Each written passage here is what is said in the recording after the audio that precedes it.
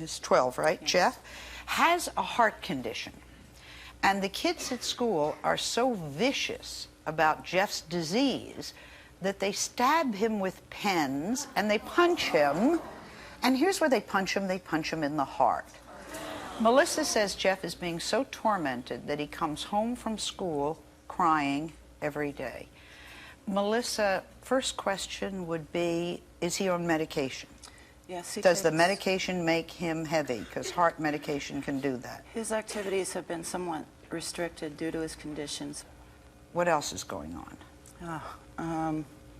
He hates to go to school. He's miserable. He's tormented relentlessly in class.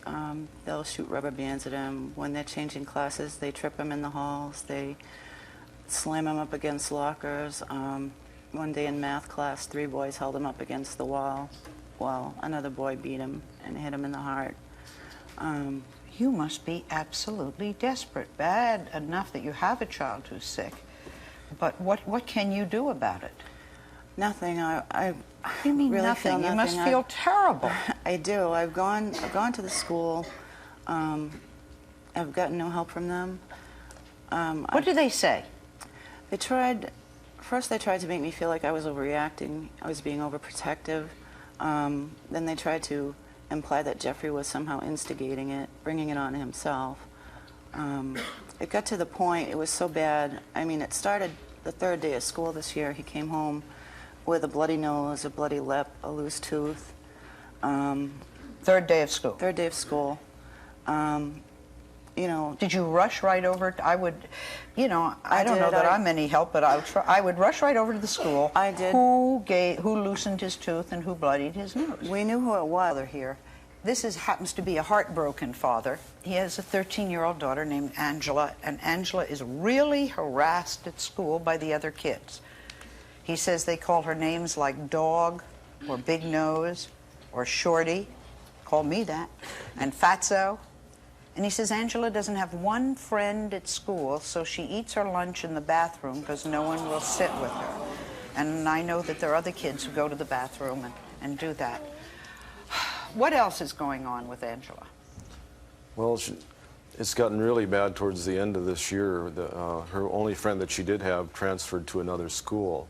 But since this happened, it's gotten steadily the worse. The more attention or the more times that I go to the school or whatever, it seems to get worse, even though the school has put efforts in on it. But she has... You say the school has put efforts in on it. What kind of efforts? Well, they had a counselor come in from out of state that was highly trained in teasing and bullying. And see, I think schools should have a counselor who knows about teasing and bullying. Absolutely.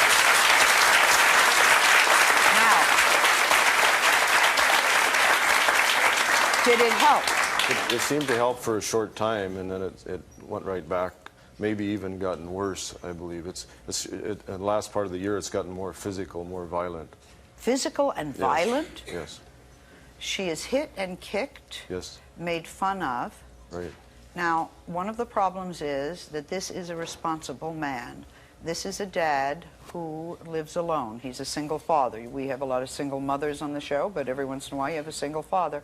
So the kids at school think that's very wild and very strange. Right, and we live in a real small community and very rural, and they don't see much even single-parent homes, but especially like single fathers, it's... And the kids at school have teased him for the past 3 years. It has gotten to the point where Anthony has told her he wishes he was never born. Tamara, hearing that has to be the most heartbreaking thing for a mother to hear from the child. What would make him say that? I guess, well, they've picked on him so bad that he just don't want to live anymore. He tells his mama, he said, I wish I was never born, I just want to die.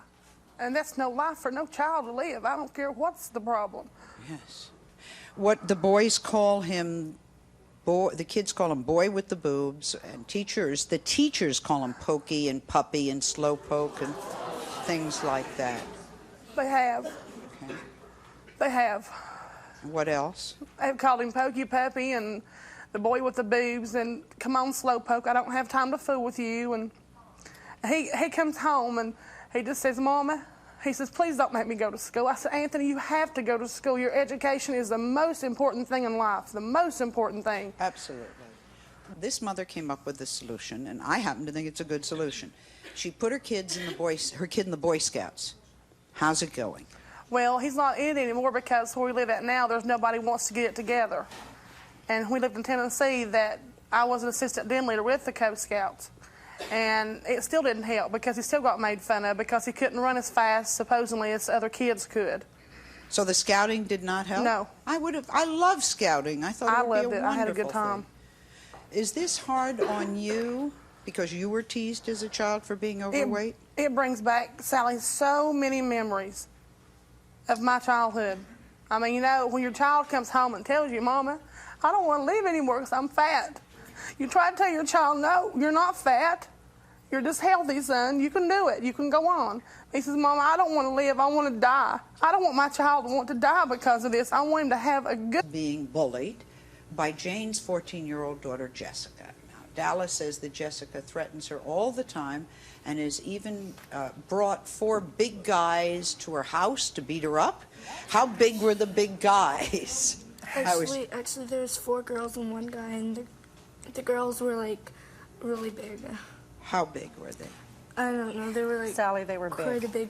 They were, like, bigger Why than did my they mom. come to your house? Because Jessica had told them that I had spread rumors about her and this guy, which I did not. I only told my sister. Right. And it was the guy that told most of the people. Uh-huh. And she also said that I got her kicked out of school.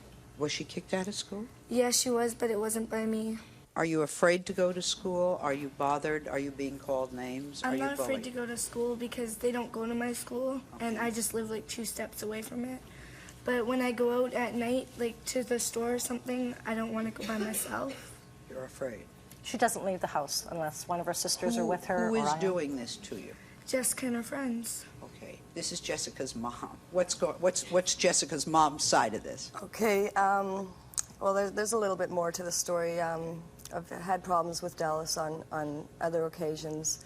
I've asked her not to come to my house anymore because of the rumors. Jessica was also being bullied due to the rumors that were spread. What are the rumors? I don't know full well. I know it involved a boy and some alcohol. And I let my daughter know under no uncertain terms that this was not acceptable. If she has a problem, a situation, Good. she has to deal with it right then and there. Right. Not wait until she's got backup or anything Right, like this. because It's that's a not the coward's way. Yeah, this Right. is Let's not bring the her way out and I'll I tell do. her it's a coward's way. Come on out.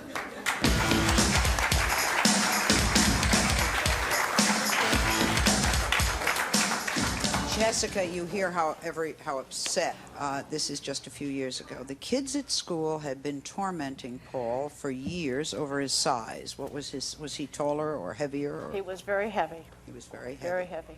Okay, I want you guys to listen to this. What were they doing to him? Now, in addition to calling Paul names, they would physically shove him and push him.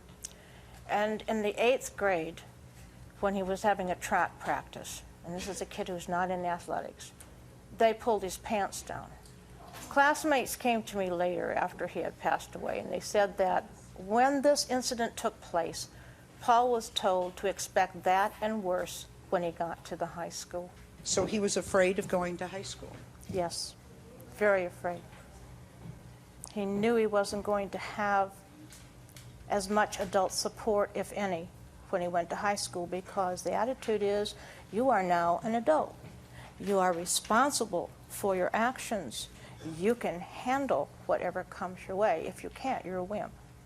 Now, whenever they would attack him when he was in the lower school, he would get, as you say, little conditions or events or whatever it was. What happened when he was about to go to high school? Explain what happened. Actually, this started when he was 12. He would have what the doctor called frightmares, screaming in the middle of the night. You can't get through to them. Later on, it would happen under stress. It looked like seizures, but different, just the screaming and whatnot, and caused him a lot of physical stress. And it built up to the day of going to high school. Built up to the day that he went to high school. And he apparently had several during the night. We went to bed finally at 2 in the morning, and he was... Friend, she's a clinical psychologist. Her name is Dr. Carol Friedland. Carol, what's the answer? Okay, Sally, there are 4 different segments that we have to look at.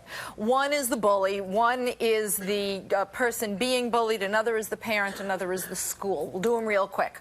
Okay, let us start with the person doing the bullying.